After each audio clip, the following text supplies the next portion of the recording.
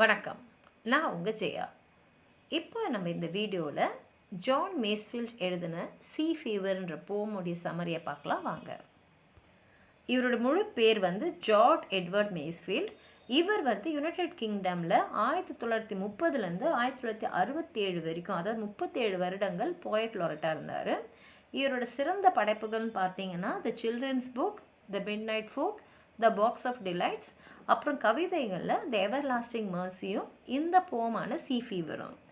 இந்த சீ ஃபீவர் என்னென்னா, அவருக்கு கடல் மேலே எவ்வளோ ஒரு ஆசை, கடல் பயணம் செய்யணுன்றதுல எப்படி ஒரு வெறி. அங்கே இருக்கிற எல்லாத்தையுமே அவர் இங்கே சொல்லிடுறாரு. அதாவது கடல் மேலே பறக்கக்கூடிய அந்த சீகல்ஸ், அதாவது கடற்பறவை, அப்புறம் வேல்ஸ், சொரா, இதெல்லாம் அதில் சொல்கிறாரு. அவருக்கு என்னென்னா தனிமையான ஒரு கடலை பார்க்கணுன்னு ரொம்ப ஆசை. அந்த தனிமையான கடலில் போய் பார்க்குறது எப்படின்னா, ஒரு நல்ல பெரிய படகு, அதில் போய் அவர் கடலில் கடல்லையே இருக்கணும், நல்ல பயணம் செய்யணும் அப்படின்னு ஆசைப்படுறாரு. அந்த பயணத்துக்கு துணையாக அவர் நட்சத்திரங்களெல்லாம் வேணுன்றாரு. அந்த நட்சத்திரங்கள்லாம் வந்ததுன்னா அவர் எந்த திசையில் போகிறாரு, எப்படி போகணுன்ற ஒரு வழிகாட்டல் அவருக்கு இருக்கும். அங்கே போய் அப்படியே சுற்றணும், இலக்கே இல்லாமல் அப்படியே சுற்றி பார்க்கணும். அந்த கடலோட எல்லா விதமான பரிமாணத்தையும் அவர் பார்க்கணுன்னு ரொம்ப ஆசைப்படுறாரு. இதில் பார்த்திங்கன்னா அப்படி மனசு நினச்ச திசையில் போகணும், புதுசாக ஏதாவது ஒரு நிலத்தை கண்டுபிடிக்கணும், அப்புறம் பழைய நினைவுகள்லாம் திரும்பி அனுபவிக்கணும். இதுதான் இந்த போய்ட்ரியோட மெயின் இதுவே. அது மாத்திரம் இல்லாமல் அந்த கடலில் பயணம் பண்ணும்போது அந்த கடலில் நம்ம இயற்கையாக வரக்கூடிய அந்த ஒலி அதை கேட்கணும். இது நிஜமாகவே ஒரு அட்வென்ச்சர், ஒரு த்ரில்லாக எதையாக செய்யணும்னு நினைக்கக்கூடியவங்க ஆசைப்படுற ஒரு விஷயம். அது மாத்திரம் இல்லாமல் மகிழ்ச்சியாக அதை கொண்டாடணும் அப்படின்னு அவர் நினைக்கிறாரு. அது மாத்திரம் இல்லாமல் அவர் சொல்கிறத பார்த்தா இங்கேருந்து அவர் தப்பிச்சு போயிடணும்னு நினைக்கிறாரு. அங்கே கடலில் தான் நமக்கு ரொம்ப ரொம்ப ஒரு அருமையான ஒரு வாழ்க்கை, ஒரு உற்சாகமாக நம்ம வாழலாம் அப்படின்னு அவர் நினைக்கிறாரு. இதை பார்த்திங்கன்னா கிட்டத்தட்ட இது ஒரு கடல் பயணம் மாத்திரம் இல்லை, அவர் வாழ்க்கையில் நமக்கு இருக்கக்கூடிய தடைகள், தடங்கங்கள், கஷ்டங்கள் இதை பற்றியும் சொல்கிறாரோ அப்படின்னு நமக்கு தோன்ற மாதிரி தான் எழுதியிருக்காரு. வாங்க அவர் என்ன எழுதியிருக்கான்னு பார்க்கலாம். I must go down to the seas again. அதாவது நான் கடலுக்கு திரும்பி போகணும். நம்ம திரும்பி போகணுன்னு சொல்லும் போதே ஏற்கனவே ஒரு வாட்டி போயிருக்கோன்றது நமக்கு புரிஞ்சிடுது. எங்கே போனோன்னா to the lonely sea and the sky, அதாவது தனியாக இருக்கக்கூடிய கடல். எனக்கு பக்கத்தில் வேறு ஒரு படகு கப்பல்லாம் இருக்கக்கூடாது. நான் தனியாக என்னுடைய கப்பலில் போகணும், கடல் தனியாக இருக்கணும், வானத்தை அப்படியே ரசித்து பார்க்கணும். And all I ask is a tall ship. இந்த மாதிரி போகிறதுக்கு எனக்கு என்னென்னா நல்ல உயரமான ஒரு கப்பல் எனக்கு வேணும். And start to stay her by, அதுக்கு ஒரு நட்சத்திரம் இருக்கணும். அந்த நட்சத்திரம் தான் எந்த திசையை நோக்கி நான் போகணுன்றதை எனக்கு அது சொல்லணும். And the wheels kick and the wind song and the white sales shaking. நான் எதெல்லாம் கேட்கணுன்னா என்னோடய கப்பலோடைய வீலோட சத்தம், காற்றோட சத்தம், அது மாத்திரம் இல்லாமல் என்னோடய ஒயிட் சேல்ஸ் அது ஷேக் ஆகுது இல்லையா, அந்த சத்தம் எனக்கு கேட்கணும். And grey mist on the sea's face and a grey dawn breaking. அந்த காலையில் விடியறது நான் அருமையாக பார்க்கணும். காலையில் விடியறத நான் கப்பல்லேருந்து கடலில் அப்படியே நான் பார்க்கணும் அப்படின்றாரு. இதுலேருந்தே அவர் எந்த அளவு கடலுக்கு போகணுன்ற ஆசையில் இருக்காருன்றது தெரிஞ்சுக்கலாம். அது மாத்திரம் இல்லாமல் அவருடைய மனசில் எப்படின்னா, உலகத்திலேயே இருக்கக்கூடிய இயற்கைகளில் கடல்ன்றது ஒரு கம்பீரமான ஒரு இயற்கையான வடிவம்.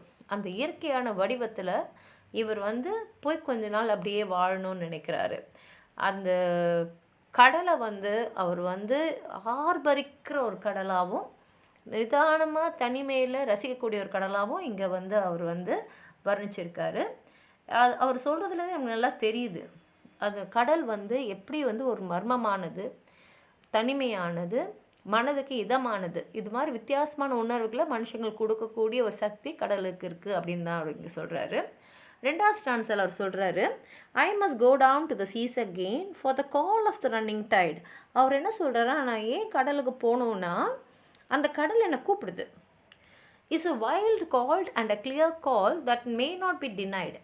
அந்த குரல் எப்படி இருக்குன்னா வைல்டாக இருக்குது, கிளியராக இருக்குது. எனக்கு வந்து நான் தப்பாலாம் நினைக்கல. அது நிஜமாவே என்னை கூப்பிடுது. இதில் எந்த விதமான தவறான புரிதலும் இல்லை. என்னால் முடியாதுன்னே சொல்ல முடியல. அந்த மாதிரி இருக்குது. அது என்னை கூப்பிட்ற விதம் வந்து அந்த மாதிரி இருக்குது. And all I ask is a windy day with a white clouds flying. அந்த குரலுக்கு என்னால் மறுப்பு தெரிவிக்க முடியாதனால நான் என்ன கேட்குறேன்னா, ஒரு நல்ல காற்று அடிக்கக்கூடிய விண்டி டே, நல்ல காற்று நல்லா வீசுகிறோம். ஏன்னா வந்து நீங்கள் கப்பலில் பயணம் செய்யும் போது உங்களுக்கு காற்று வந்து ரொம்ப முக்கியம். எதிர் திசை காற்று இருந்ததுன்னா பயணம் செய்கிறது கஷ்டம். ஆனால் நம்ம காற்று வந்து எந்த திசையில் அடிக்குதோ அதே திசையில் போயிட்டோன்னா நம்ம பயணம் ரொம்ப நல்லாயிருக்கும்.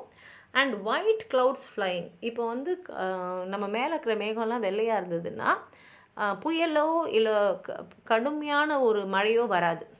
புயலும் கடுமையான மழையும் தான் நம்ம பயணம் செய்யும் போது நமக்கு கொஞ்சம் கஷ்டத்தை தரக்கூடியது. ஆனால் வெண்மேகங்கள் இருந்ததுன்னா அது ரொம்ப நல்ல ஒரு நாள். நல்ல காற்றும் நல்லா அடித்து மேகங்களும் வெள்ளையாக இருந்ததுன்னா அவன் பயணம் ரொம்ப நல்லா இருக்கும். அதுதான் அவர் கேட்குறாரு. And the flung spray and the blown spume and the seagulls crying. அப்படியே அந்த அலைகள்லாம் வந்து அப்படியே மோதணும். அதோடு அவர் என்ன கேட்குறாருன்னா, கடல் பறவைகள்லாம் அப்படியே என் கப்பலை சுற்றி வந்து குரல் கொடுக்கணும் அப்படின்னு கேட்குறாரு. இங்கே கிட்டத்தட்ட நம்மளுடைய ஐம்புலங்களையும் அவர் வந்து ஈர்க்கிறாரு. கடல் வந்து நம்ம ஈர்க்கும்னு சொல்கிறாரு. இதெல்லாம் கேட்கும்போது நமக்கே என்னவோ அவரோட சேர்ந்து பீச்சில் நிற்கிற மாதிரி தான் இருக்குது.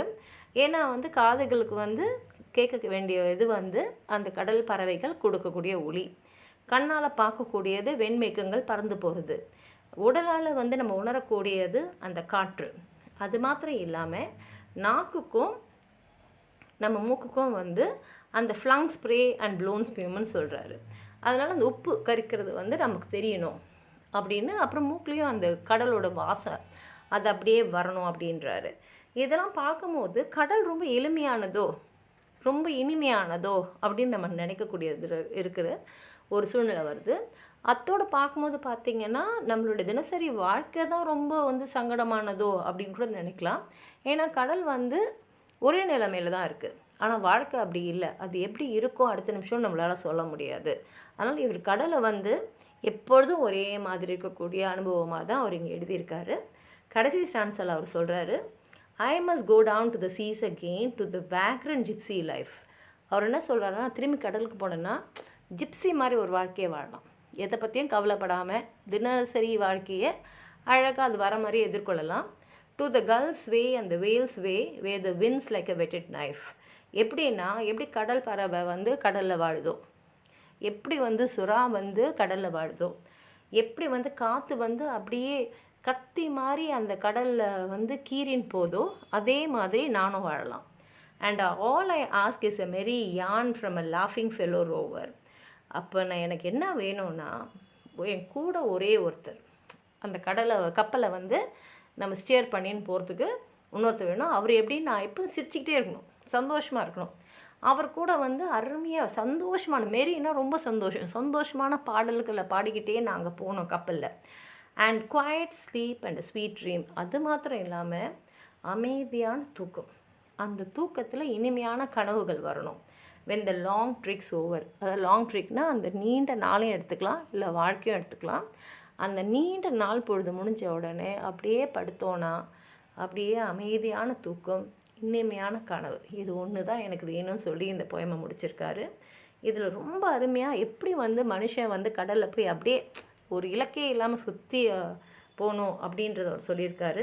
எப்படி ஜிப்சி மாதிரி வாழணும், கூட இருக்கிறவன் எவ்வளோ சந்தோஷமாக வாழ்க்கை அனுபவிக்கக்கூடிய ஒரு மனிதனாக இருக்கணும், இதெல்லாம் சொல்லிவிட்டு கடைசியில் அப்படி முடிச்சிருக்காருன்னா, ஒரு கப்பலை இயக்கிறதுக்கு மனுஷனும் வேணும், கடலும் வேணும், கூட சேர்த்து காற்றும் வேணும்னு சொல்லி தான் அந்த பாட்டை முடிச்சிருக்காரு. ரொம்ப அருமையான ஒரு பாடல். கடைசியில் முடிக்கும் போது கூட இருக்கிற ஒருத்தன் வேணும், அதுவும் அவன் ரொம்ப சந்தோஷமாக இருக்கக்கூடிய ஒருத்தனாக, சிரிச்சுக்கிட்டே இருக்கக்கூடிய ஒருத்தனாக இருக்கணும்னு சொல்லும் போது வாழ்க்கையை அனுபவிக்கிறதுக்கு கூட இருக்கிற மனுஷனும் சந்தோஷமாக இருக்கணுன்ற ஒரு எண்ணத்தையும் இங்கே விதைக்கிறாரு. ரொம்ப அருமையான பாட்டு. நீங்கள் எதாவது சொல்லணும்னு நினச்சிங்கன்னா இந்த கமெண்ட் பாக்ஸில் எழுதுங்க. இந்த வீடியோவை லைக் பண்ணுங்கள், உங்கள் ஃப்ரெண்ட்ஸோடு ஷேர் பண்ணுங்கள். சப்ஸ்கிரைப் பண்ணாதவங்களாம் ப்ளீஸ் சப்ஸ்கிரைப் பண்ணுங்கள். நன்றி.